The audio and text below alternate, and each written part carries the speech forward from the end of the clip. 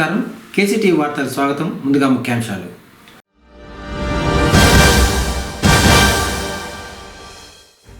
వడదెబ్బ నివారణపై తీసుకోవాల్సిన జాగ్రత్తలు సూచించిన డాక్టర్ మధుసూదనాచారి.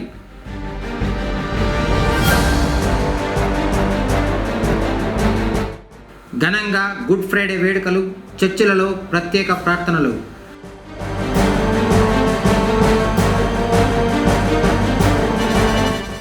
శాశ్వత రాజధాని బిల్లు ఆమోదంతో సంబరాల్లో కూటమి శ్రేణులు.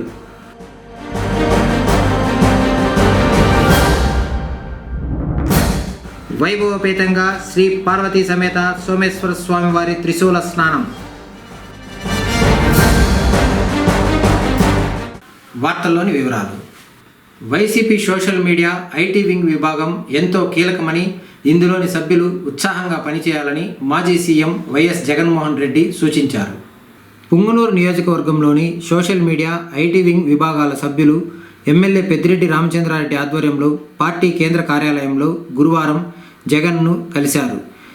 మాజీ ముఖ్యమంత్రిని కలిసిన వారిలో చిత్తూరు జిల్లా వైఎస్ఆర్సీపీ యువజన విభాగం కార్యదర్శి కొమ్మిరి కుమార్ మరియు వేణుప్రసాద్ నాయక్ వీరితో పాటు పలువురు ఉన్నారు. జగన్మోహన్ రెడ్డి సలహాలు, సూచనలు పాటిస్తూ పార్టీ కార్యక్రమాలను మరింత ముందుకు తీసుకువెళ్తామని వారు తెలిపారు. అమరావతి శాశ్వత రాజధానిగా పార్లమెంట్ ఉభయ సభల్లో ఆమోదం పొందడం చారిత్రాత్మక ఘట్టమని కూటమి శ్రేణులు అన్నారు. ఈ మేరకు పుంగనూరులో గురువారం సాయంత్రం కొవ్వొత్తుల ప్రదర్శన చేస్తూ సంబరాలు నిర్వహించారు. అమరావతి బిల్లును సాధించడంలో ముఖ్యమంత్రి చంద్రబాబు దూరదృష్టి, పట్టుదల కీలకమన్నారు. బిల్లు వెంటనే ఆమోదం పొందేలా కృషి చేసిన ప్రధాని నరేంద్ర మోడీకి కృతజ్ఞతలు తెలిపారు.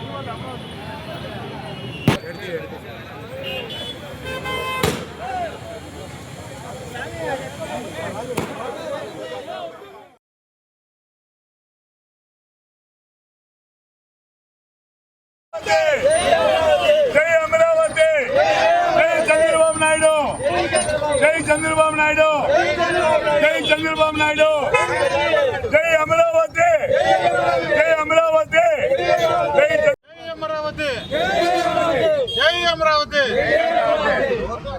భారత రాజ్యాంగం, బాబాసాహెబ్ అంబేద్కర్ రాసిన భారత రాజ్యాంగంలో అసెంబ్లీ, పార్లమెంటు, లోక్సభ అనే ఒక చట్టాలను తీసుకోవడం రావడం ఆ రోజే మనకు స్వతంత్రం వచ్చిన రోజే జరిగింది. ఆ మూల కారణంగానే ఈ రోజు మనకి అమరావతి అనేది ఒక చట్టసభలో ఆమోదం తెలపడానికి కూటమి ప్రభుత్వం పూర్తిగా కృషి చేసి అందరూ కలిసి తెలుగు వారికి ఒక రాజధాని అనేది ఉండాలని, ఆ రాజధాని అనేది విశ్వంలో ఒక అమరావతి అనేది, దేవతల అమరావతి, దేవతల నగిరి అనేది అమరావతి అనేది ఉండాలని ఈ కూటమి ప్రభుత్వం నాయకులు, ప్రజలు కోరుకుంటూ ఈరోజు వచ్చిన ప్రభుత్వానికి పూర్తి మద్దతు తెలిపినందుకు అందరికీ ధన్యవాదాలు. రాబోయే లోకల్ ఎలక్షన్లో కానీ రాబోయే 15 సంవత్సరాల వరకు మన అమరావతిని మనం అభివృద్ధి చేసుకొని విశ్వంలోని అమరావతి అనే ఒక పేరుని ప్రతిష్టగా నిలుపుకునేంత వరకు మనం కలిసి పోరాడతామని కోరుకుంటూ ఈ అవకాశం ఇచ్చిన అందరికీ నమస్కారం. 10 సంవత్సరాల ముందు పునాది వేసుకున్నాం. ఆ రోజు ప్రతి ఊరు నుండి, ప్రతి వార్డు నుండి, ప్రతి గ్రామం నుండి మట్టి నీళ్లు ఇచ్చినాం. పార్లమెంటు నుండి ప్రధానమంత్రి గారు మట్టి నీళ్లు తెచ్చారు. ఆ రాజధాని 3 ముక్కలాట చేసి చంద్రబాబు పెట్టింది వద్దు అని చెప్పి 30 రాజధానులు చేయాలని చెప్పి గత నాయకులు అనుకున్నారు. బట్ దాన్ని కూడా ఒక ఇటుకరాయి పెట్టిన పరిస్థితి లేదు. ఈరోజు ఇంత సంక్షేమం చేస్తూ రాజధాని 2 లక్షల కోట్లతో నిర్మిస్తారు. చంద్రబాబు ఉండేదానికి కాదు రాజధాని. ఆంధ్రప్రదేశ్ యువత ఉద్యోగాలు ఉపాధి కోసం ఆ రాజధాని నిర్మిస్తున్నారు.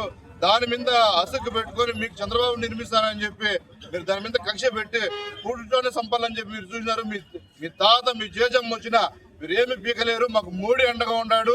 మోడీ అండతో మీరు ముగ్గురు బయట వచ్చేసిన 420 మంది ఎంపీలు మద్దతు ఇచ్చిన పరిస్థితి. దేశమంతా మిమ్మల్ని తుప్పు అని ఉంచే పరిస్థితులు వచ్చింది. ఇకనైనా పేటీఎం బ్యాచ్ ఆ పార్టీకి సపోర్ట్ చేసి పుంగనూరులో ఉండే మనుషులు మారాలి. ప్రజలకి ఏది ముఖ్యమో ప్రజల కోసం పనిచేసే నాయకునికి సపోర్ట్ ఉండాలి. మనం కూడా రాజధాని నిర్మాణంలో మన వంతు పాత్ర సపోర్ట్ చేద్దామని చెప్పి ఈరోజు యువత విద్యార్థి నాయకుల తరఫున మేము తెలుపుతున్నాం. ఈ అవకాశం ఇచ్చిన అందరికీ ధన్యవాదాలు.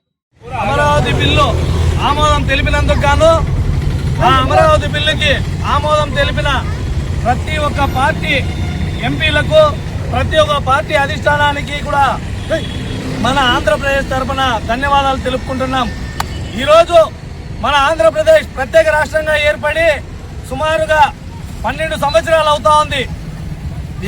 ఆంధ్రప్రదేశ్ సపరేట్గా ఏర్పడినప్పుడు మన గౌరవ ముఖ్యమంత్రి వర్యులైన శ్రీ నారా చంద్రబాబు నాయుడు గారు 2014లో సీఎంగా ప్రమాణ స్వీకారం చేపట్టి బస్సులోనే పరిపాలన సాగించాడు.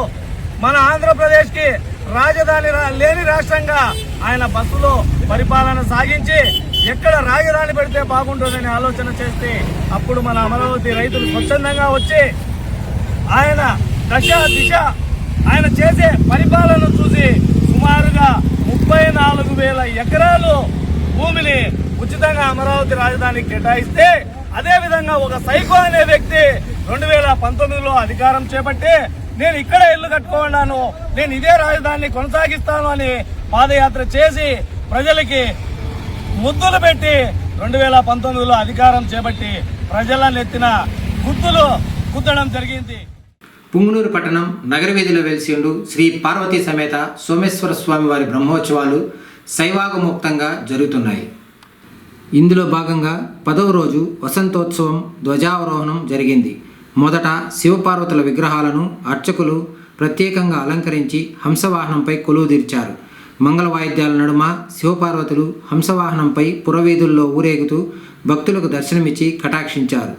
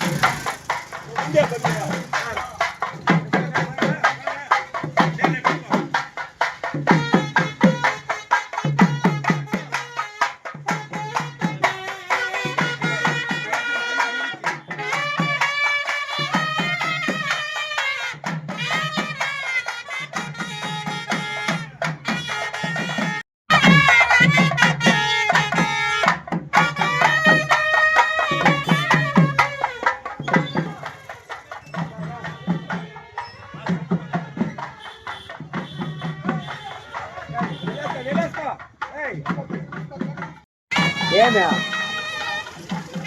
అయిపోతే వస్తాను, అయిపోతే ఫోన్ చేస్తా.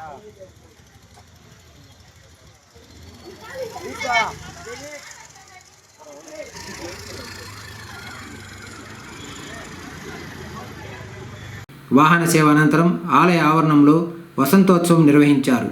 త్రిశూలానికి పూజలు నిర్వహించి ఆ తర్వాత కార్యక్రమాన్ని చేపట్టారు. కార్యక్రమాలను ఆలయ కమిటీ సభ్యులు పర్యవేక్షించారు.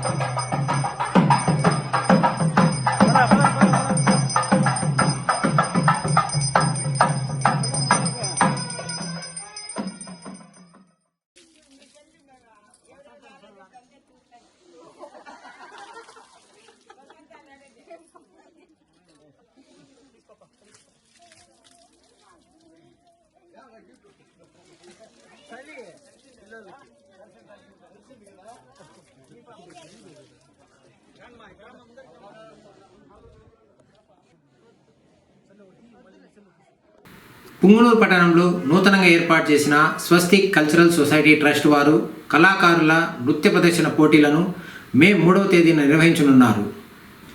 ఇందుకు సంబంధించి తయారు చేసిన బ్యానర్లను శుక్రవారం ఆవిష్కరించారు.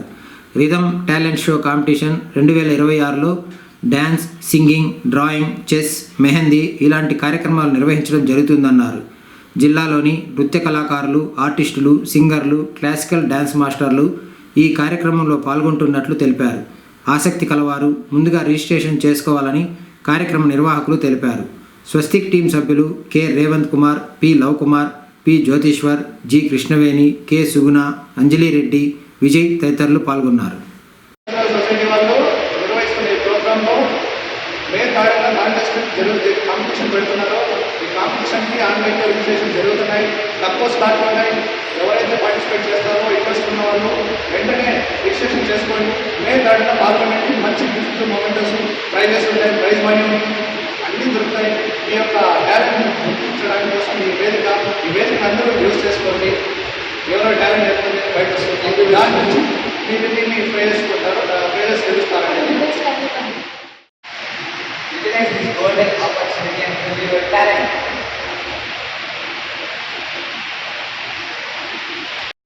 ఇంకా ఎందుకు వెయిట్ చేస్తున్నారు? మే 3న ఈ కాంపిటీషన్కి వచ్చి అందరూ మీ టాలెంట్ని ప్రూవ్ చేసుకోండి. All the best everyone. వేసవి నేపథ్యంలో ప్రజలు అతిసార, వడదెబ్బ నుండి జాగ్రత్తగా ఉండాలని పుంగనూరు ప్రభుత్వ ఏరియా ఆసుపత్రి డాక్టర్ మధుసూదనాచారి సూచించారు. ఈ సందర్భంగా ఆయన కేసీటీవీతో మాట్లాడుతూ ఎండ తీవ్రత రోజు రోజుకు ఎక్కువ అవుతుందని తెలిపారు. ఉదయం 11 గంటల నుండి సాయంత్రం 4 గంటల మధ్య బయట తిరగరాదన్నారు. బయట తిరగాల్సి వస్తే తలకు క్యాప్ లేదా తువాలు కప్పుకోవాలన్నారు. తరచుగా నీరు, మజ్జిగ, కొబ్బరి నీరు, గ్లూకోజ్ తీసుకోవడం మంచిదన్నారు.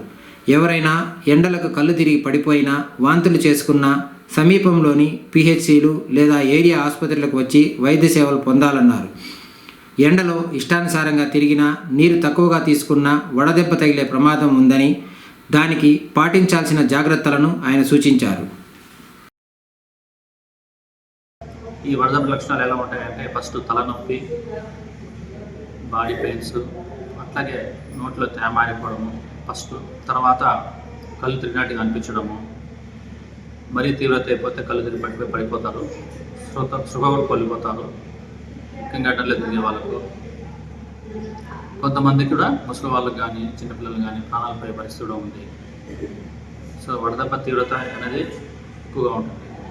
సో దీన్ని మనం ఎలా గమనించాలంటే, బయట తిరుగుతున్నప్పుడు, ఎండలో తిరుగుతున్నప్పుడు ఫస్ట్ హెడేక్ రావడము, నీరసంగా అనిపించినప్పుడే మనకు వడదెబ్బ తగ్గుతుంది అనిపించి వెంటనే చల్లని దగ్గరికి వెళ్ళిపోవాలి.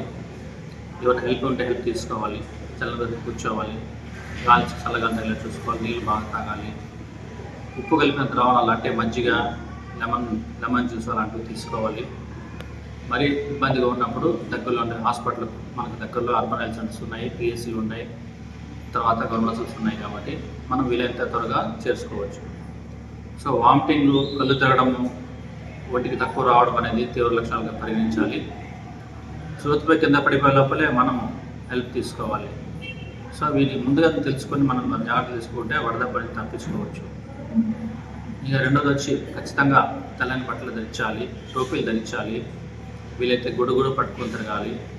మధ్యాహ్నం పూట ఎక్కువ తిరగకుండా చూసుకోవాలి. ఇంకా ఈ టైంలో మనకు ఎక్కువగా వచ్చేది వామిటింగ్, మోషన్స్ అంటే విరోచనాలు అవి కూడా ఎక్కువ వస్తుంటాయి. ఎందుకంటే ఇన్ఫెక్షన్ రేట్ ఎక్కువ, ఇందులో ఉండే పదార్థాలు చేతులు పరిశ్రమలు తెలుసుకుంటే కానీ ఇవన్నీ వచ్చే ఛాన్స్ ఉంటాయి. కాబట్టి అటువంటివన్నీ దూరంగా ఉండాలి. ముఖ్యంగా ఫంక్షన్స్కు వీళ్ళు వినోద కార్యక్రమాలు పోయినప్పుడు నిలువ ఉండే పదార్థాలు తీసుకోకూడదు.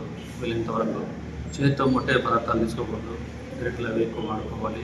చేతుల పరిశుభ్రత కాపాడుకోవాలి. దీంట్లో మనకు ఎక్కువ వచ్చే సమస్యలు ఏమంటే వాంతులు, తర్వాత కడుపు నొప్పి, మళ్ళీ విరోచనాలు జరుగుతాయి. 1-2 విరోచనాలు అయినప్పటికీ మనం జాగ్రత్త పడాలి. వెంటనే ఓఆర్ఎస్ ద్రావణం తాగాలి. మజ్జిగ అలాంటి తీసుకోవాలి. పెరుగుతో తీసుకోవాలి. ఎక్కువ అవుతున్నప్పుడు నీరసం అనిపిస్తున్నప్పుడు దగ్గరలోని హాస్పిటల్ చూపించుకోవడము, వెంటనే వాళ్ళు తీవ్రత తెలుస్తుంది. బీపీ చెక్ చేసుకోవడము, తేమ శాతం పరీక్ష చేసుకోవడము, అవసరమైతే ఓఆర్ఎస్ మందులు పెడతాము. లేదన్నప్పుడు అవసరమైతే సెలైన్ కూడా పెట్టాల్సి వస్తుంది. ఇవన్నీ మనం జాగ్రత్తలు పాటిస్తామంటే ఈ విరోచనాలు వాటి వల్ల వచ్చే సమస్యల గురించి మనం కాపాడుకోవచ్చు. ముఖ్యంగా వచ్చే సమ్మర్లో ఈ 2 సమస్యలు ఎక్కువ ఉంటాయి.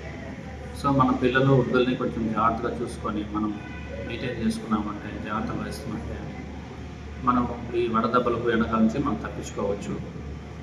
సో ముఖ్యంగా ఈ హాస్పిటల్స్ ఎక్కడ దగ్గర మనం ప్లాన్ చేసుకోవాలి. బయట ఎండలు తిరగకుండా చూసుకోవాలి. పరిశుభ్రత పాటించాలి. ఎక్కడికి పోయినా మనం నీళ్ళు తీసుకెళ్ళాలి. ఇవన్నీ జాగ్రత్తలు తీసుకుంటే మనం వరదలను తప్పించుకోవచ్చు. ముఖ్యంగా ఈ 2 నెలల్లో మనం చాలా జాగ్రత్తగా ఉండాలి. ఈ విషయాలన్నీ మీకు ఈ కేసీటీవీ ద్వారా తెలియజేస్తున్నాం. పుంగనూరులో గుడ్ ఫ్రైడే వేడుకలు అత్యంత భక్తి శ్రద్ధలతో శుక్రవారం ఘనంగా జరుపుకున్నారు. లోకరక్షకుడైన యేసుక్రీస్తు మానవాళి పాప విముక్తి కోసం శిలువపై ప్రాణత్యాగం చేసిన రోజును స్మరిస్తూ పట్టణంలోని సిఎస్ఐ చర్చిలో క్రైస్తవులు ప్రత్యేక ప్రార్థనలతో పాటు కీర్తనలు ఆలపించారు.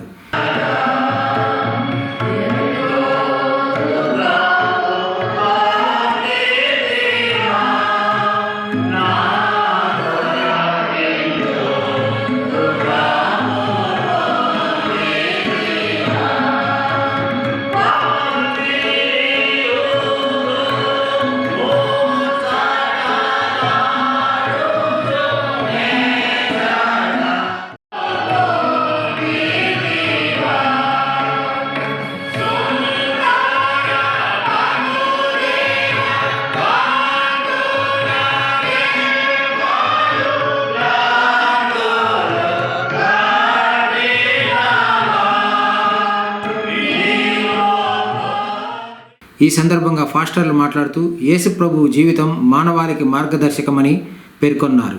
ప్రేమ, కరుణ, క్షమ, సహనం, త్యాగం వంటి మహత్తర విలువలను యేసు తమ జీవితం ద్వారా ప్రపంచానికి బోధించారని తెలిపారు. శత్రువులను కూడా ప్రేమించాలి, కష్టాల్లో ఉన్నవారిని ఆదుకోవాలి అనే సందేశాన్ని ప్రతి ఒక్కరూ ఆచరించాల్సిన అవసరం ఉందని వారు సూచించారు. 27వ అధ్యాయం 40వ వచనం చదువుకుందాం. 27వ అధ్యాయము 40వ వచనం. ఇంచుమించు 3 గంటలకు యేసు ఏలీ ఏలీ లామా సబక్తాని అని బిగ్గరగా కేకవేశాడు. ఆ మాటకు నా దేవా నా దేవా నన్ను ఎందుకు చేయి విడిచిపోవని అర్థం. ప్రార్థన చేస్తున్నాం. పరిశుద్ధ ప్రేమగలిగిన తండ్రి స్తోత్రములు ప్రభువా, ఇంతవరకు అనేక మాటలుగా మాట్లాడుతున్నారు. నేను ఇంతవరకు 3 మాటలలో ప్రభువా మీరు మాట్లాడిన విధానం స్తోత్రం. 4వ మాట మేము మాట్లాడుతూ ముఖ్యంగా ప్రభువా యొక్క వాక్యము ప్రభువా మీ దృష్టికి అంగీకారం సహాయం దయచేయమని క్రీస్తునామమున వేడుకొనుచున్నాం మా ప్రార్థనకి. ఇంకొక వచనం చూద్దాం. 22వ సంకీర్తన 1వ వచనం. 22వ సంకీర్తన. నా దేవా నీవు నన్నేనా విడనాడితివి, నన్ను రక్షింపక నా అర్థధ్వని వినక నీవేలా దూరముగా ఉన్నావు. సంగతి ఆరు మాట. యేసు స్వామి తనకి ఇచ్చినటువంటి కార్యమంతటిని కూడా 3.5 సంవత్సరాలు ఆయన సంపూర్తిగా ముగించగలిగి ఆదరణ తాను చేయాలనుకున్నటువంటి శిలువ త్యాగము కూడాను ఆయన చేయగలిగి ఆయన ఆదరుగా అత్యంత ప్రాముఖ్యమైనటువంటి తన ఆత్మ సంగతిని గురించినటువంటి మాటలు ఈ 7వ మాటలో మనం గమనిస్తాం. మొదటి మాటలో తండ్రి అని పలికినటువంటి ఆయన 4వ మాటకు వచ్చేసరికి నా దేవా అని ఆయనను సంబోధించాడు. సామెతల గ్రంథం 8వ అధ్యాయంలో మనం చూడగలిగినప్పుడు సృష్టి మొదలు నుండి నేను ఆయనతో ఉంటిని, నేను లేకుండా ఏది కూడాను కలగలేదు అనేటువంటి మాట. పరిశుద్ధుడైనటువంటి యోహాను రాసిన సువార్తలో నేను తండ్రి వేరుగా లేము, నేను తండ్రి ఇద్దరు కలిసి ఉన్నాము, నేను ఆయన ఒక్కరమే అనేటువంటి సంగతిని కూడా ఆయన పలుమార్లు తన శిష్యులతో కేంద్ర బిందువుగా పనిచేస్తుంది. ఈ వాక్యం ద్వారా మనము దేవుని యొక్క హృదయం అనేటువంటిది ప్రత్యక్షమవుతుంది. ఇది కేవలం ప్రార్థన మాత్రమే కాదు, దేవుని రక్షణ ప్రణాళిక యొక్క గంభీరమైనటువంటి ఒక ప్రకటన.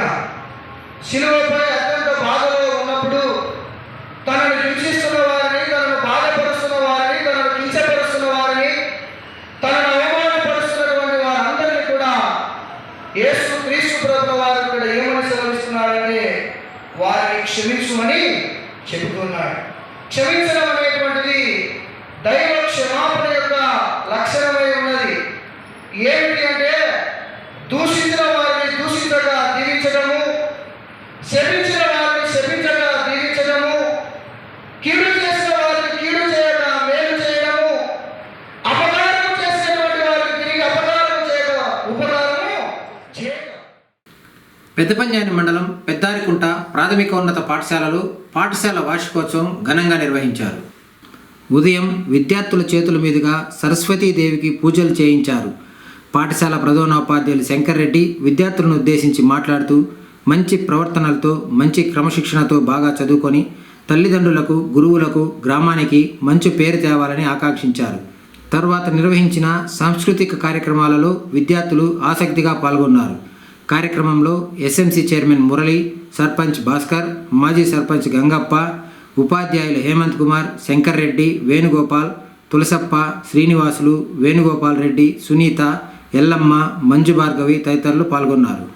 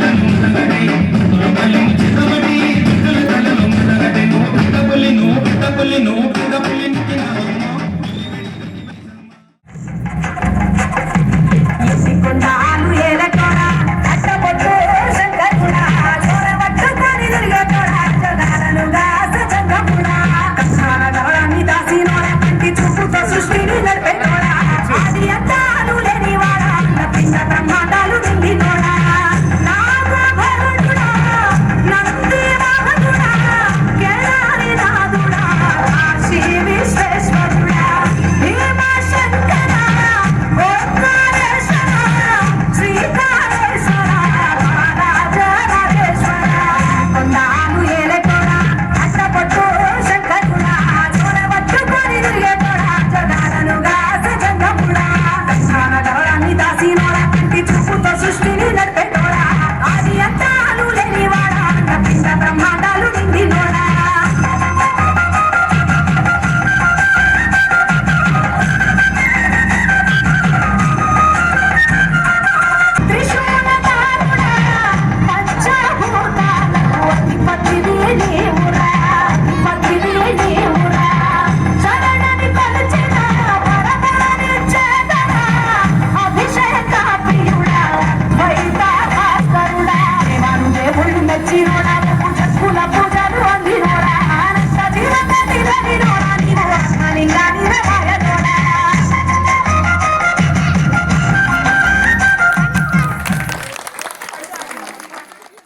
వార్తలు ముగించే ముందు ముఖ్యాంశాలు మరోసారి.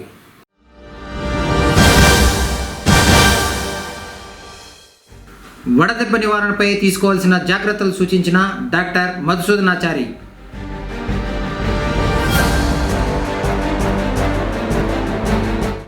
ఘనంగా గుడ్ ఫ్రైడే వేడుకలు, చర్చిలలో ప్రత్యేక ప్రార్థనలు.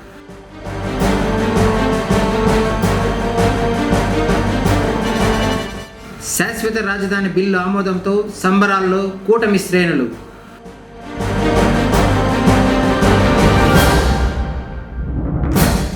వైభవపేతంగా శ్రీ పార్వతీ సమేత సోమేశ్వర స్వామి వారి త్రిశూల స్నానం. తిరిగి కేసీటీవీ వార్తలతో మళ్ళీ కలుసుకుందాం. అంతవరకు సెలవు. నమస్కారం.